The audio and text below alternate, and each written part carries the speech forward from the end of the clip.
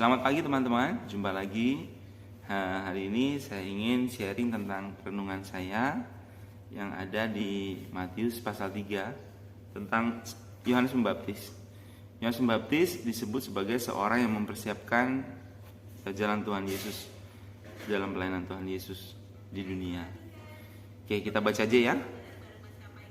Matius pasal 3 ayat 7 sampai 10. Tetapi waktu ia melihat banyak orang Farisi dan orang Saduki datang untuk dibaptis, berkatalah ia kepada mereka, "Hai kamu keturunan ular beludak, siapakah yang mengatakan kepada kamu bahwa kamu dapat melarikan diri dari murka yang akan datang? Jadi hasilkanlah buah yang sesuai dengan pertobatan, dan janganlah mengira bahwa kamu dapat berkata dalam hatimu, Abraham adalah bapa kami. Karena aku berkata kepadamu, Allah dapat menjadikan anak-anak bagi Abraham dari batu-batu ini. Kapak sudah tersedia pada akar pohon, dan setiap pohon yang tidak menghasilkan buah yang baik pasti ditebang dan dibuang ke dalam api." Baik, yang pertama, bahkan Yohanes Pembaptis ini dia membaptis orang yang datang. Tetapi ketika dia melihat orang Farisi dan Saduki, berhenti. Dia tidak serta-merta langsung dibaptis, dan tidak dijelaskan di sini apakah kemudian dia membaptisnya. Tapi satu hal yang pasti, dia memberi nasihat kepada orang Farisi dan Saduki. Nah, saya saya merenungkan dan saya mau sharing 3 poin. Yang pertama, orang Farisi dan orang Saduki sebenarnya adalah orang-orang yang mempelajari hukum Taurat. Sangat baik. Dan mereka berusaha melakukannya. Artinya tidak semua orang itu buruk. Nah, tapi sayangnya pada zaman itu oknumnya cenderung melakukan hal yang baik dari hukum Taurat, dari kitab itu supaya dilihat dan dipuji orang. Dan jadi ini yang menyebabkan orang Farisi dan Saduki pada zaman itu tidak disukai oleh Yohanes Pembaptis, karena mereka maunya tampil muncul dipuji orang dengan melakukan hal-hal yang Taurat. Dan lebih parahnya lagi, pada zaman itu oknum-oknumnya mereka merasa paling benar dalam hidupnya dan sering menganggap rendah orang lain atau menganggap orang lain itu berdosa atau salah. Padahal esensi dari mempelajari hukum Taurat sesungguhnya adalah supaya pribadi lepas pribadi dapat menghasilkan buah yang baik. Buah yang dimaksud adalah seperti yang ada tertera dalam Galatia, yaitu sukacita, damai sejahtera, kerendahan hati, kebaikan, kesetiaan, dan seterusnya. Nah, dari poin pertama ini, apa sih sebenarnya yang dapat kita pelajari? Ya, kita sebagai orang percaya, mari kita belajar Alkitab, kita belajar hukum Taurat. Boleh, bagus, dan memang itu yang harus kita lakukan. Namun, pergunakanlah ilmu itu sebagai dasar untuk kita menghasilkan buah kita sendiri, yaitu kebaikan, sukacita, damai sejahtera, dan seterusnya, kesetiaan, kerendahan hati, kemurahan, dan bukan untuk menghakimi orang lain atau merendahkan orang lain.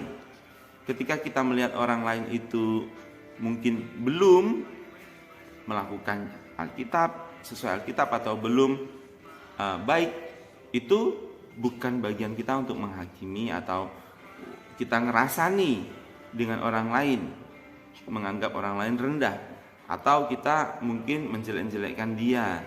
Bukan, tetapi tugas kita adalah untuk mendekati orang lain itu dan menguatkan dia, membawa orang ke dalam perhubungan yang dekat dengan Yesus, yaitu firman Tuhan, sehingga setiap orang itu bisa berubah.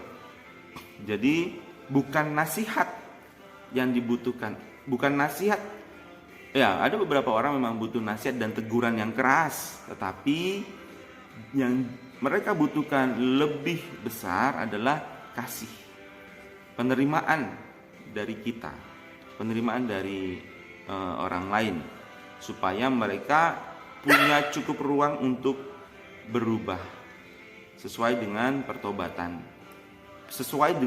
pertobatannya, karena pertobatan seorang itu berbeda-beda. Prosesnya itu tidak bisa serta-merta, bertahap. Tapi yang paling penting adalah ketika orang dia mengenal Yesus sebagai Tuhan dan Juru Selamat, itu adalah titik di mana dia kesempatan untuk berbalik dari semua perbuatan yang salah. Dia tidak melakukannya lagi dan berbalik melakukan hal-hal yang buah roh yang benar. Oke, poin yang kedua yang saya pelajari dari renungan ini dan ingin saya bagikan adalah bagian yang ini. Dan janganlah mengira bahwa kamu dapat berkata dalam hatimu, Abraham adalah bapa kami. Nah, jadi orang Saduki, orang Farisi sering bilang Abraham adalah bapa kami.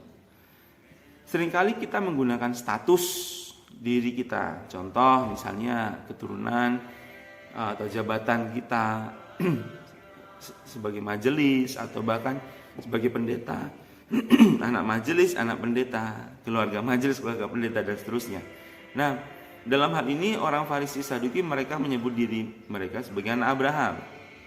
Ini adalah status yang membuat mereka jatuh di dalam pembenaran diri, jatuh di dalam perasaan paling benar. Nah, yang dimaksud status itu adalah hal yang melekat dalam diri kita yang membuat kita merasa bahwa diri kita itu lebih baik daripada orang lain. Karena status. Sekali lagi,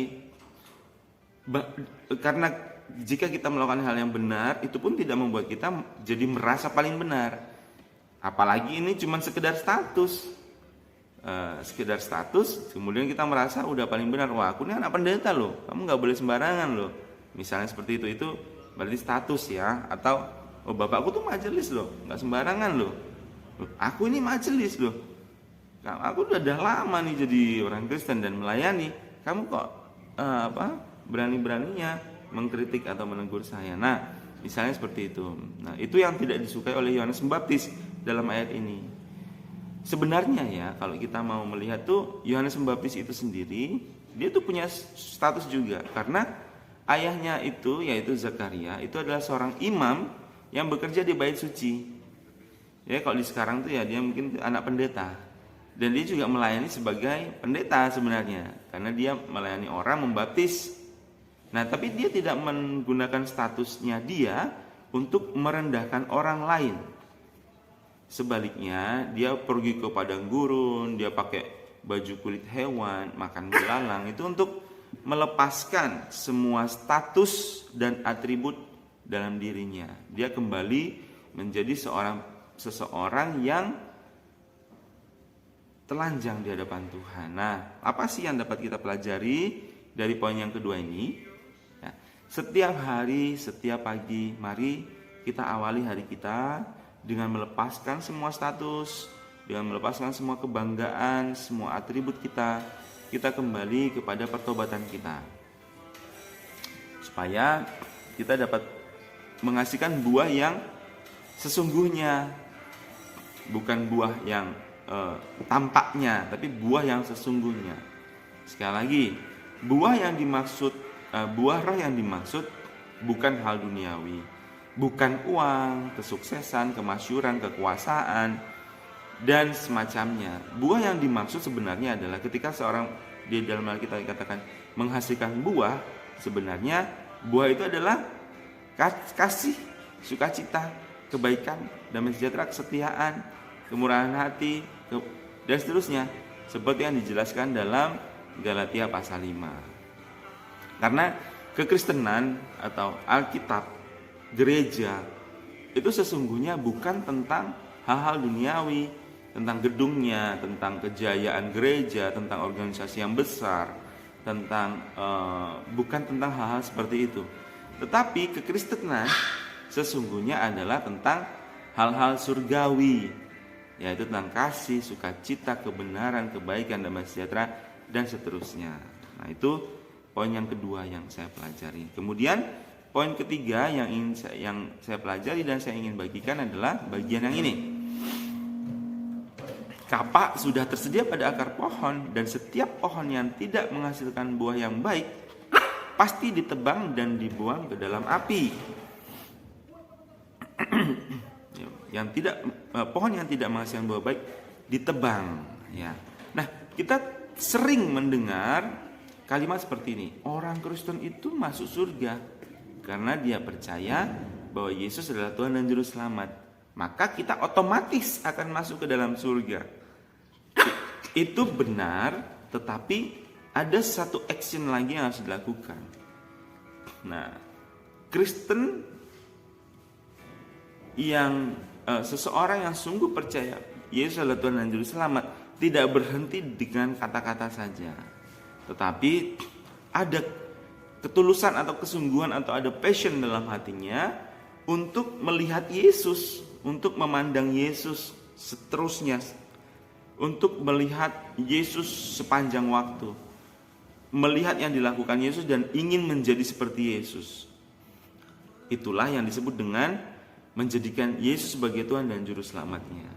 Itu sebabnya jika kita kemudian berhenti hanya pada kalimat itu dan kita tidak pernah mempelajari Yesus, yaitu firman yang turun menjadi manusia, maka itu hanya setengah benar, ya.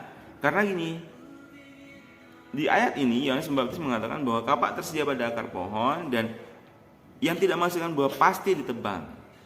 Di ayat-ayat selanjutnya Yesus juga menceritakan perumpamaan tentang talenta, yaitu bahwa mereka yang tidak menghasilkan buah, ya, talenta ya, 1, 2, dan 5.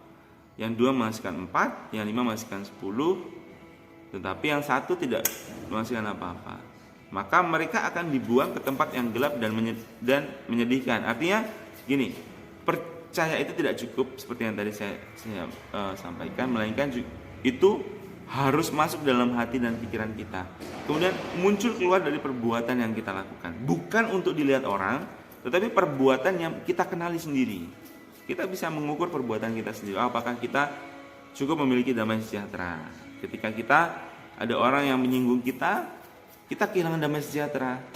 Artinya kita belum cukup dekat dengan firman, yaitu Yesus. Karena firman atau terang itu tandanya adalah buah roh.